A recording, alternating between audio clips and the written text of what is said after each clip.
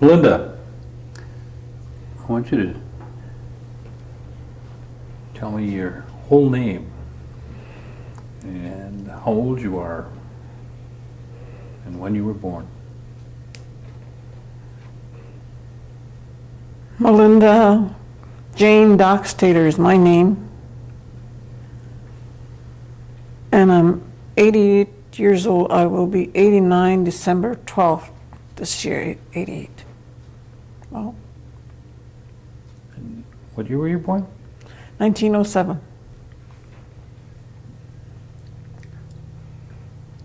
Were you born here on the reservation, or? I was. And what was your mother and your father's name? My father's name was Chauncey Doxtator. I don't think he had a middle name. And my mother's name was Emma King Doxtator. King was her maiden name? Mm-hmm. Did she have a middle name? Not that I know of. And your brothers and sisters? I had 6 sisters and 3 brothers. The oldest one was Marina and Priscilla, and then I was the third, Melinda. And then I had a sister, Pauline, a brother, Pemberton, and another brother, Rimpton, and I had another brother, Peter, and Blanche and Rebecca. You were the third oldest. Yes.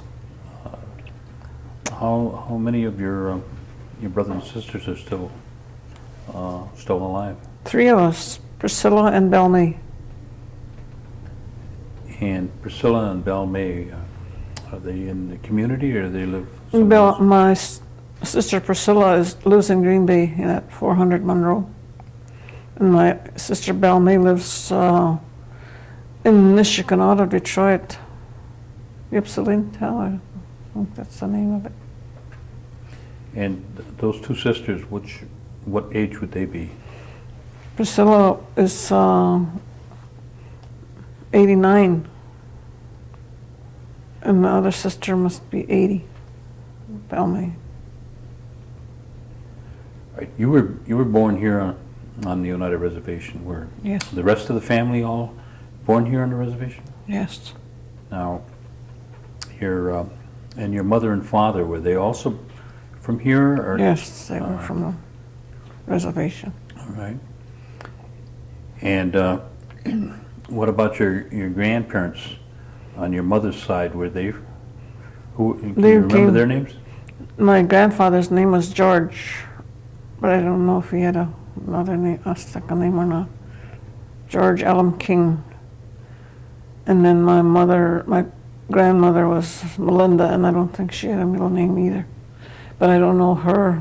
Maiden name? No, I never. But I think it was Hill. Were they both born here in Oneida? No, they were born in New York, Oneida. Do you know what time frame that they would have come out to Wisconsin? No, I don't. Now, this is on your mother's side. Now, tell me about your father's parents then. I don't know too much about them, I think, but I know they were born here. Do you know their names? My grandfather's name was Cornelius Doxtator, and his wife's name was Susan, but I don't know her maiden name. Now, when you grew up, where was your home when you were born and grew up? What area here? Where the Radisson is now, somewhere in there. Did you always live in that area during that time? No, we lived on this side of that cemetery and by the creamery there. We lived about 3 miles this way, west. We had a house there when I was older. Those are the 2 locations that you can remember. Mm-hmm. the location of your grandparents on your father's side, do you know where their homestead would be? It would be kind of southeast of the airport. Now, the grandparents on your mother's side, where would their homestead be? Do you know, remember that? I know it's I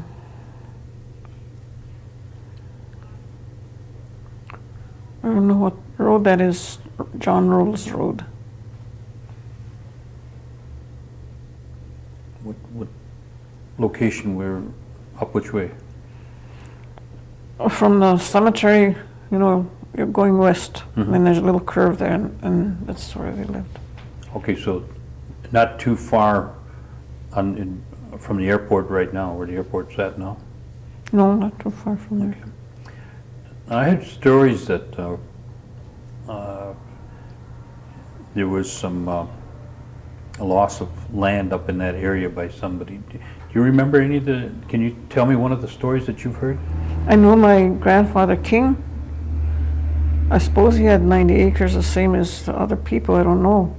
But he was blind, and otherwise he used to, I don't know how they made their living, but he used to make hoops for that barrel factory in De Pere until he couldn't see anymore.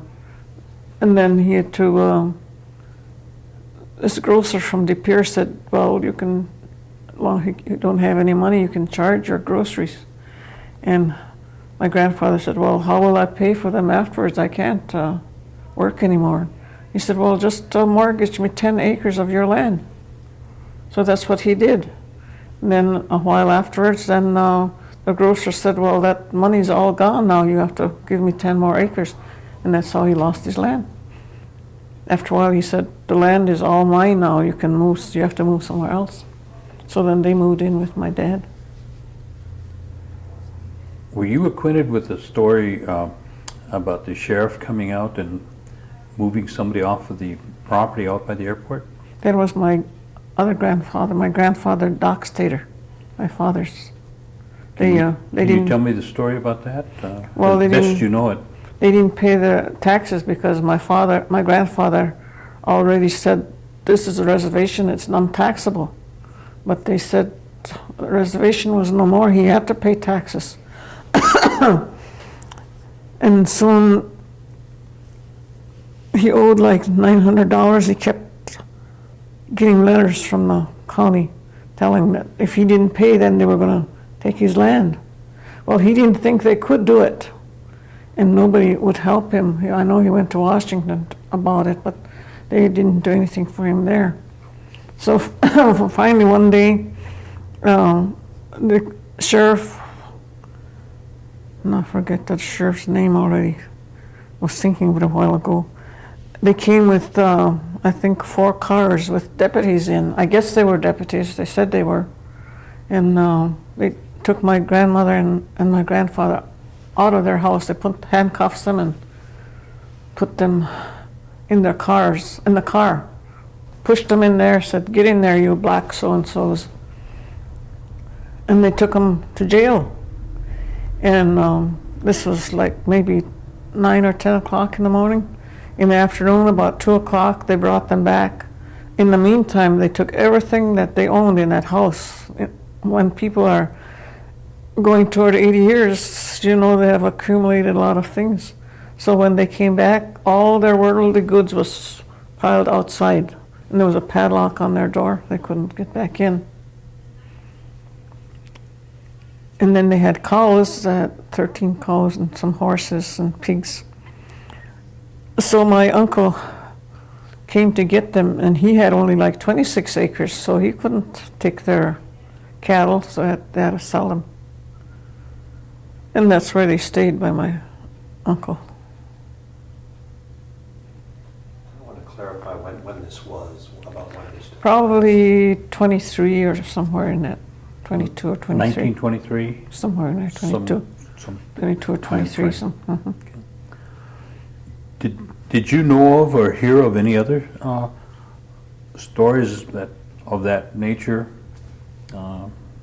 Well, my dad used to go to Shawano County in the fall, and when we went to school, then they went to Shawano County and they cut wood, stove wood and stuff. And so when it was too soft, I guess they couldn't cut any more wood, then they came home and their house wasn't there anymore. And there was a barbed wire fence around where they used to live. So they went to stay with my sister, my older sister. You don't know what happened? No, I don't know what happened to their I house, see. if it was burnt down, or I think it was maybe. I see. Now, you say that you all lived in that, in that location. Mm-hmm. How old were you when you were you one of the oldest of the family? Third oldest. Third oldest. Mm-hmm. So I imagine that you did a lot of taking care of your brothers and sisters at the time. Yes. Did you have to go away to school? Yes. Or did you go locally to school? No, we went to boarding school here where the Norbert Hill Center is now.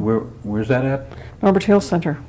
There was school there, and that's where we went. Can you give us a description of what was that the same as going to a local school, or how was that the same, or was there a difference?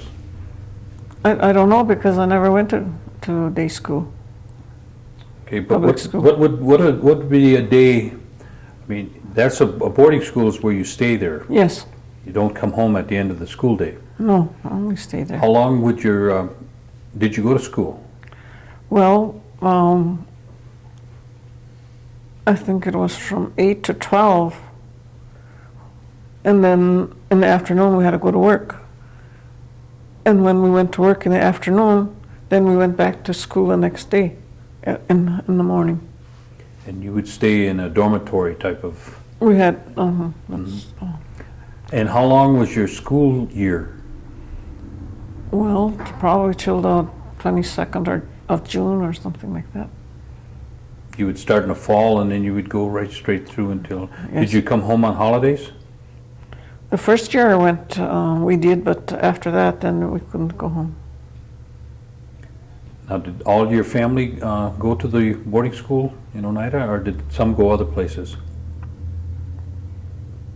I think some of them went to Red Springs, but I didn't go there.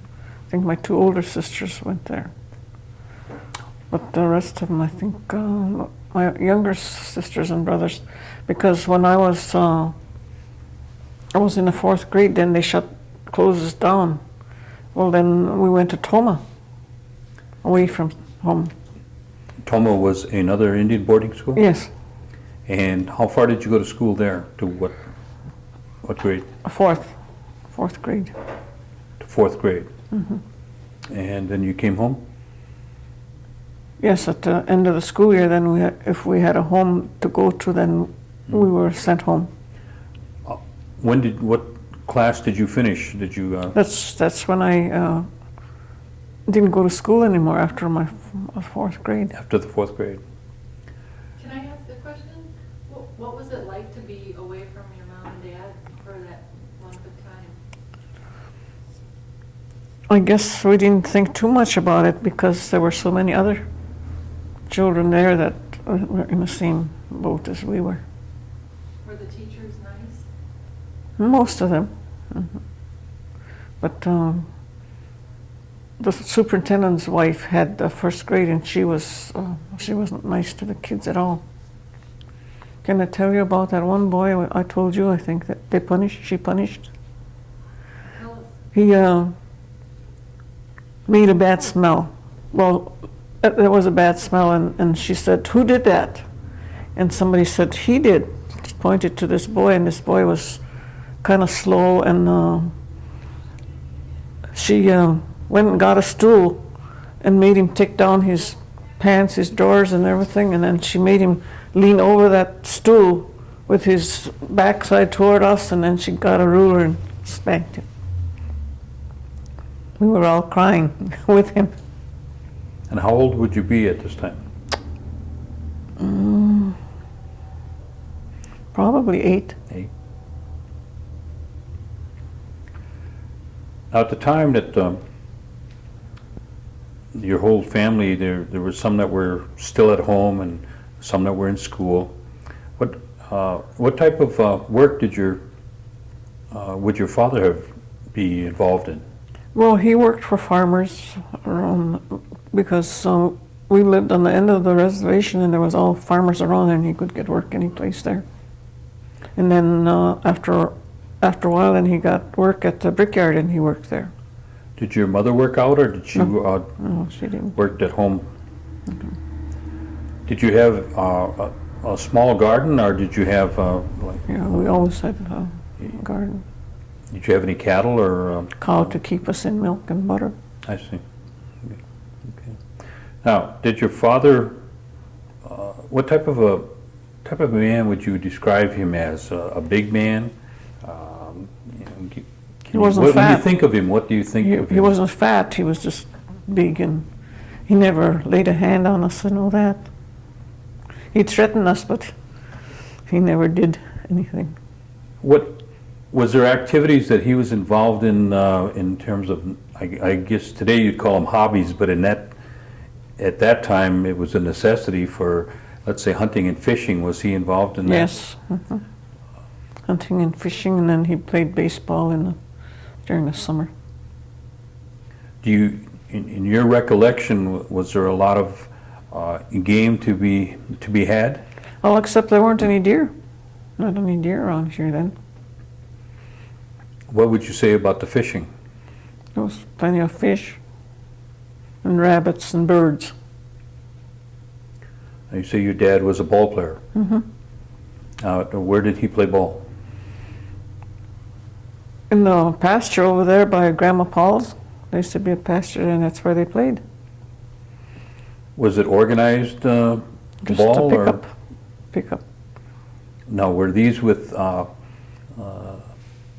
local farmers and the Right. and other Oneidas? The Oneidas were on one side, and the Norwegians were on the opposite side. When how old were you when you got married? 20 was it 20? 19, because I'm 20 years older than Clifford. Okay, when you went to school, then you came back. And I went to work. Then where did you work? I worked for my uncle in De Pere. He worked at the paper mill, and so I took care of the kids. I did everything. I washed the kids, all our clothes. They lived upstairs, and so they used to put a wash tub on the floor, and then I stood down between and scrubbed the clothes on the washboard. Now, this is your uncle in De Pere? What was your uncle's name? Andrew Andrew. Doxtator. And his wife? Lillian. Lillian? Okay. And then I made bread there too. They put the red razor on the top there, and then I mixed the bread. How many children did they have? 4. And you were pretty much a babysitter, housekeeper? Now, then, it was after that you got married? Well, I worked for another family too. After school was out, and I went and worked for this family, and they had 5 children. And I did everything over there too. Sometimes I would be like 11 o'clock, I'd still be mending socks, because I couldn't do that when the kids were around. And at night, then I had to do the mending. And then at the age of, you said 20, you got married? Yes, And what was the name of the man you married? Clifford Doxtator.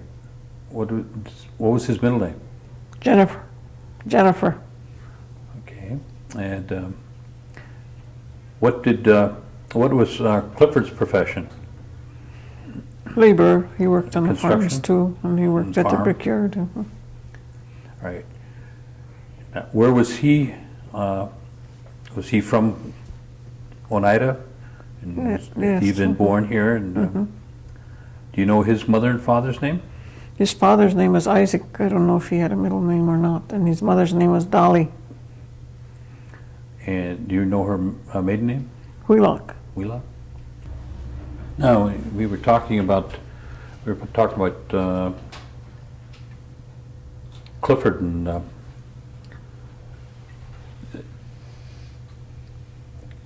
How old was Clifford when he married you? Oh, he's 4 years older. 4 years older? He was about 24 then. Right. Okay. Where did you live once you were married? In your grandmother's house. Miss Lewis stayed with us. Where was that at in terms of a location? Not too far from the airport, east of the airport. So up towards the airport area, you're still up right. in that area? Okay. All right. Now, how many children did you have? 11. 11. Give me the names of the children. Clifford was the oldest, and then Donald, he's died. Romy, Clarissa, Marilyn, Rachel, Victor, Alan, and Pat. Were all your children born here on the reservation? Yes. No, Rachel was born in Toma. And They had that hospital there for. why would you go from here to Toma to have a child at the time? I don't know. No? We had a nurse here that was hired by the Indian agent, and then I don't know why she didn't want us to go in the hospital here, because she hired somebody to take us there. I think there were 3 of us went, and then we stayed I was there about a week before my child was born, and then I stayed another 2 weeks, and then they came and got me again. But the nurse's name was Poindexter, Miss Poindexter. I don't know what her other name was.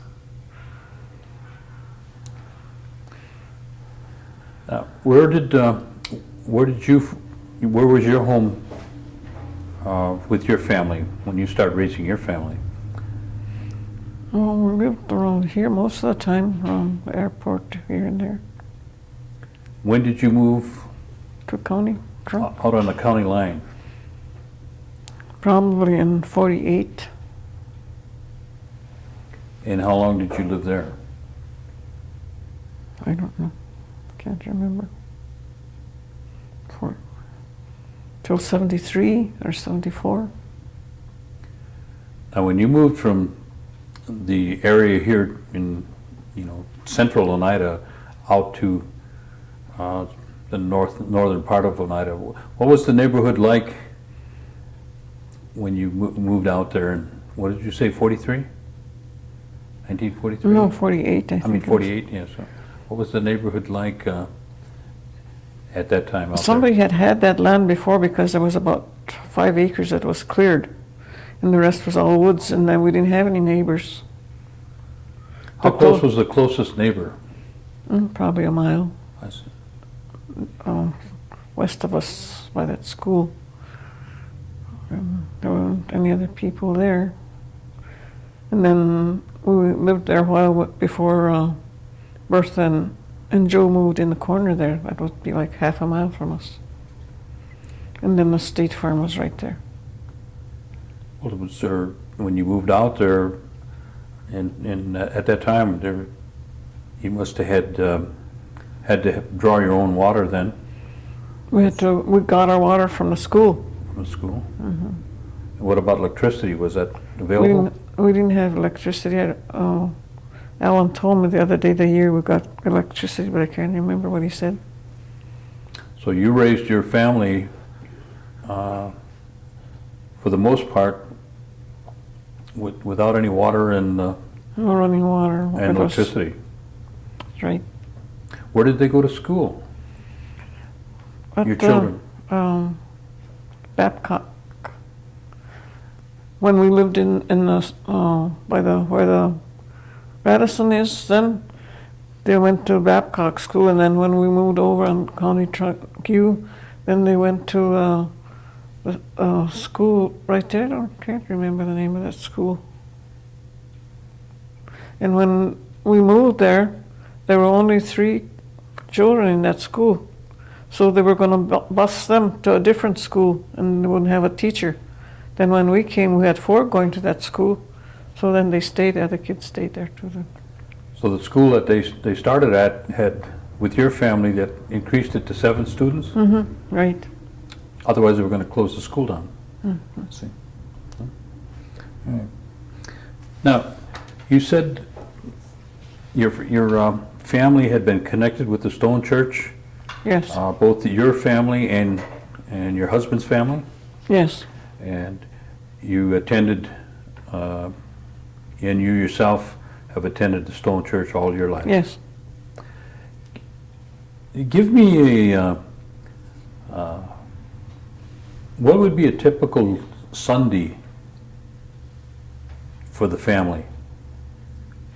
Well, we mostly, because we lived down by the airport then, as they were growing up, mostly we attended the 7:30 Mass. I don't know if it was easier for us, I can't remember why, but that's... And then that time they had church school on Saturday, and Lavinia used to come and get the kids and bring them to church for church school. Lavinia, Cornelius. okay. And what was she? Teacher? She was teaching Okay. church school. And then what would happen after you went to 7:30 Mass? Did you go to your mother's house, or No, we went home. you returned to your home? And We went home. was it the same when you moved out to the north end of Oneida? Yes. Okay. What about holidays? What would your thoughts be when you think of the 4th of July? What type of holiday would you have attended if you attended it?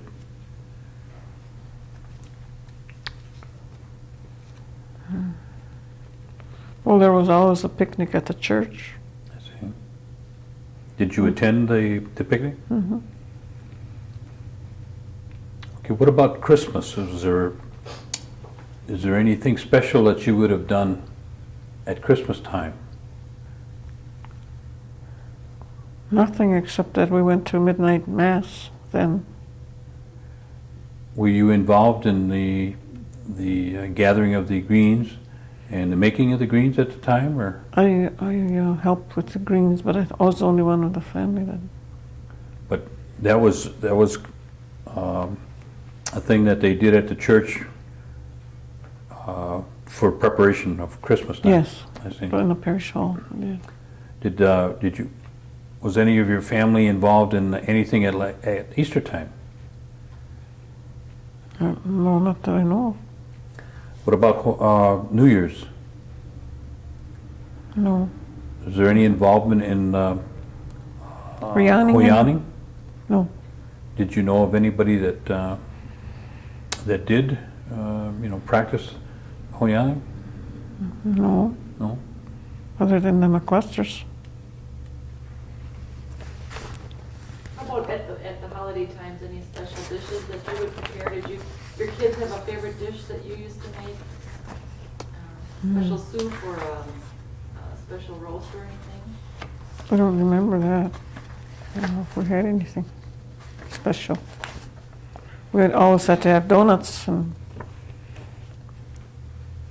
cookies. Okay, now that you've come a long way from the airport, living out by the airport, and moving up in the north end of Oneida, and now you live here in this facility. Were there any times where you or Clifford were involved in any of the tribal operations or the tribal government at any time? No. But you've seen a lot of changes, you've witnessed a lot of changes within the tribal structure from years gone by to the present. Is there any major things that you've seen happen during your lifetime that really come to you when you think about different things that have happened in your life? I can't think of anything. What about your way of life now compared to what it was, you know, when you were a younger person? Are your needs, you know, for yourself, are they a lot easier now than what they used to be? I'm sure. Yes. Mhm. What about the needs that you're facing right now? Do you feel that there's any needs that you feel that you face as an elder person?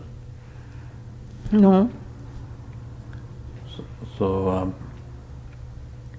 many of the things that you need are taken care of in the Yes. community. Okay.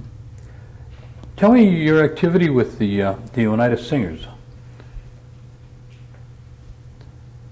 How long have you been singing with the Oneida Singers? Probably 45 years. When can you remember first starting with them? How old were you? I mean, I suppose 50 maybe. Somewhere around there. and what can you tell me something about the Oneida Singers? What you know about them? I know the ones I started singing with are all gone. I don't know that. Except you. Did you always know Oneida, the Oneida language? Yes, man. Did your parents teach you that? They didn't teach us, that's all we spoke. They're just talking to us, I guess, when we were babies. And When did Yeah. you start to speak English versus using the Oneida? probably when I was going on 7 when I went to school. That's the first time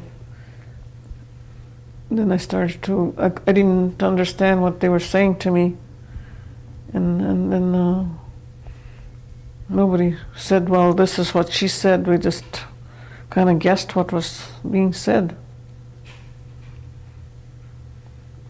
And then the first year that I went to school, when I got home, I couldn't speak our language anymore. But my parents didn't speak English to me at all. They just kept on talking our language, and in 3 days I could speak the language again. And then I never lost it after that.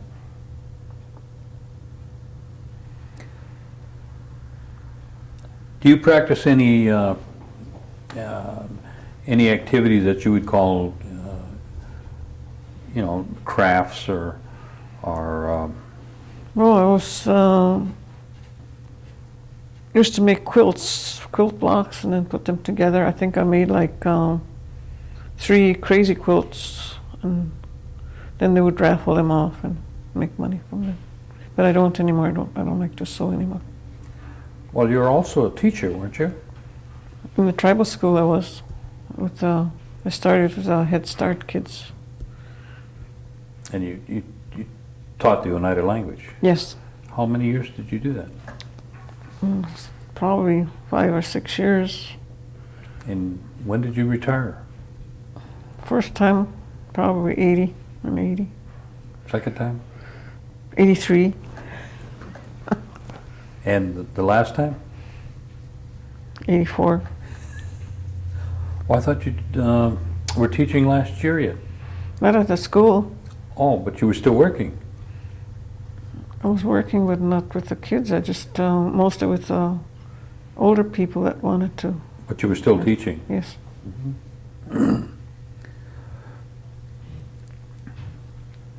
Why is it so important, Melinda, to keep the Oneida language going and to get back so that the children can speak the language? Why is that so important to you?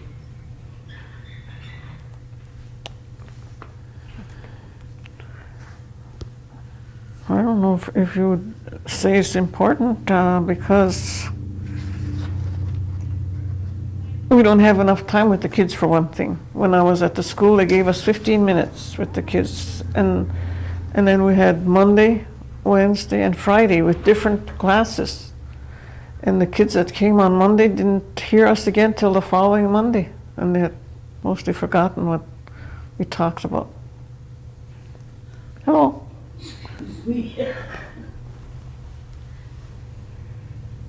But you would like the language to be kept alive? You think that's important? I don't. I think our language is dead because teachers don't speak the language. They're getting paid being teachers, but you can't converse with them. They know words like colors and dogs and stuff, but to converse, they can't do that. Oh yes, I was in school last year yet.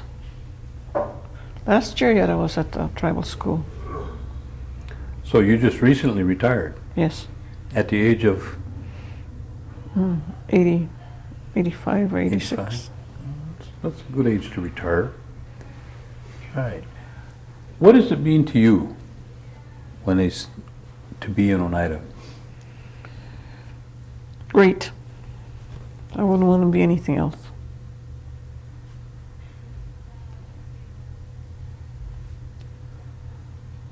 Now, if you had an opportunity to speak to all the children, what kind of advice would you give them?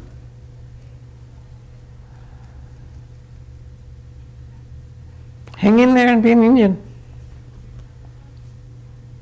Don't lose it. Okay.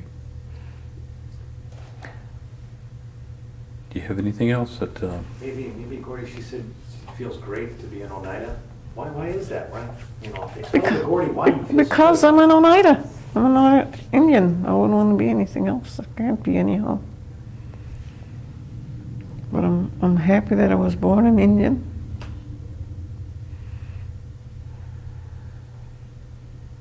Why don't we leave it like that? Okay. Good.